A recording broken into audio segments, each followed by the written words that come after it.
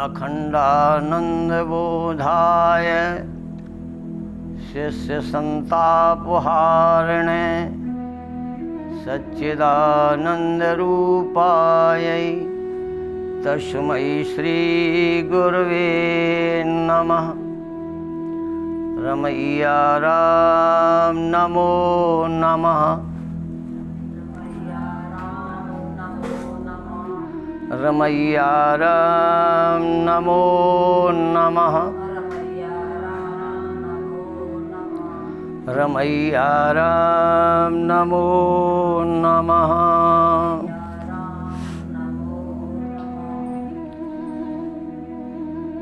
अब तक आपने जाना पूजा का अर्थ क्या है। पूजा का अर्थ है पूर्ण जानकारी, अपने बारे में जानकारी, स्व के बारे में जानकारी। मैं कौन हूँ आगे आपको बताऊंगा। तुम कहाँ से आए हो और कहाँ जाने वाले हो, कहाँ तक की यात्रा तुमको करनी है। अपना परिचय, फिर स्व को जानोगे, आत्म चीन परमात्म चीन है। जब तुम अपने आप को जाने जाओगे तब तुम परमात्मा को भी पहचान सकते हो। जो खुद को नहीं पहचानता, जो खुद सोया हुआ है, वो दूसरे को कैसे जगा सकता है। आज दूसरा विषय रख रहा हूं, पवित्रता। हमने जान लिया हम कौन हैं। अब हम आए हैं मानव तन पाके। कहाँ आए हैं? मृत लोक में। ब्रह्मांड के किस लोक में आप लोग रहते हैं? मृत लोक में क्या प्रधान है? कर्म प्रधान। क्या प्रधान है? मृत लोक में कर्म प्रधान है। कर्म प्रधान है, जैसा करोगे वैसा ही फल आपको मिलेगा। इसमें न कोई घटा सकता है न कोई बढ़ा सकता है, क्योंकि आप पृथ्वी लोक के वासी हो।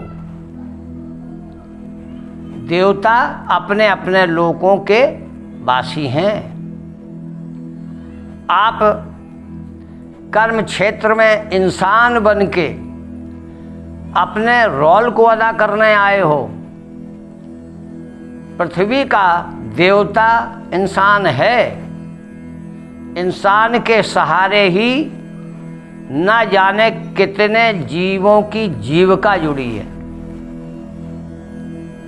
इंसान का फर्ज है सब जीवों पर दया करे, सब जीवों के भोजन और पानी की व्यवस्था करे। जब तुम जीवों की व्यवस्था करोगे तो देवता तुम्हारी व्यवस्था करेंगे। देवता जो देता है उसे देव कहते हैं, और देवता जो बता दे तुम्हारा पता, तुम कहाँ के निवासी हो, कहाँ से आए हो। मानव जीवन एक सेंटर है। छत पर जाना है तो नीचे से ऊपर आपको जाना पड़ेगा, पहली सीढ़ी पर पैर रख के। और छत पर जाओगे तो सबसे ऊपर की सीढ़ी होगी। हम छत पर थे, उतरते उतरते उतरते नीचे की सीढ़ी तक हमने भ्रमण कर लिया, 84 योनियों में भोग लिया। अब हमें परमात्मा ने मानव जन्म दिया है, मानव जन्म कब मिलता है? जब हमारे पाप और पुण्य दोनों समान होते हैं,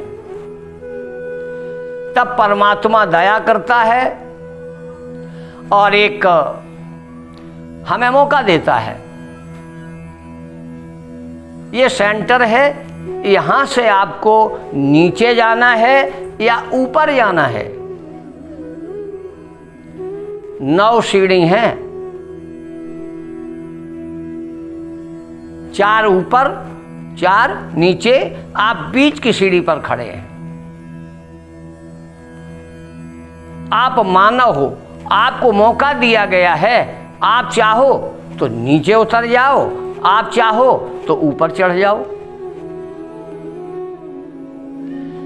आप इंसान होने के नाते अगर आपने इंसान का रोल नहीं निभाया